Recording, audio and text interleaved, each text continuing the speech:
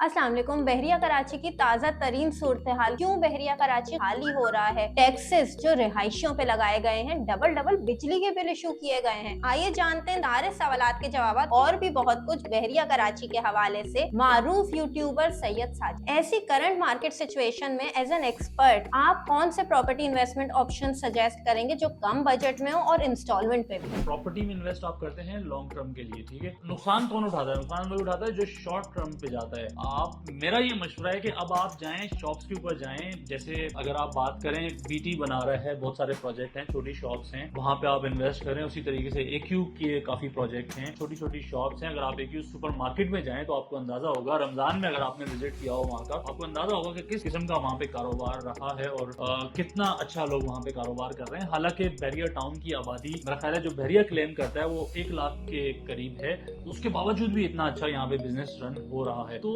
आपको मेरा ख्याल इन ऑप्शंस पे भी जाना चाहिए, बजाय इसके कि आप वही प्लॉट्स के ऊपर जो है वो टोकन का आपके माइंड में हो गया, टोकन लगाएं या प्लॉट्स की तरफ जाएं। तो फिलहाल मैं समझता हूँ कि आपको जो है वो शॉप्स की तरफ जाना चाहिए। चलें, ये तो बहुत सीरियस बात हो गई। अब एक और चीज, आयजा खान, दानिश तैमूर और सना जावेद के बाद और कौन से मारूफ सेलिब्रिटीज हमें बहरिया कराची में रिहाइश करते हुए देखेंगे मुस्तकबिल में? भाई, अगर मैं आपसे ये वाली बात करूं, बहरिया टाउन में ऐसे बहुत सारे, मजाक अपनी जगह, बहरिया टाउन में बहुत सारे ऐसे सेलिब्रिटीज रहते हैं जिनके बारे में शायद हमारे देखने वालों को ना पता हो। जॉगिंग के लिए निकलते हैं, हमारी मुलाकात हो जाती है उनसे। आपको मैं क्या बताऊं, यहाँ पे बहुत सारे बड़े बड़े नाम यहाँ पे रहते हैं और हमारी कोशिश ये है कि हम इन बड़े बड़े नामों के अलावा और भी बड़े बड़े नामों को जल्द अज जल्द यहाँ पर लेकर आए और बहुत जल्दी आप हमारी वीडियोज में देखेंगे भी इंशाल्लाह। बहरिया टाउन कराची में रिहाइश एक आम आदमी की पहुंच और जेब दोनों से बाहर होती जा रही है। बिजली के बिल डबल कर दिए गए, मेंटेनेंस चार्जेस बढ़ा दिए गए, आए दिन हम सुनते हैं कि एक नया टैक्स रिहायशियों पे इम्प्लीमेंट हो गया। तो ऐसे में आप क्या बोलेंगे? अच्छा, इसमें कोई शक नहीं है कि बहरिया टाउन का जो लाइफस्टाइल है, जो लोग बताते हैं, जो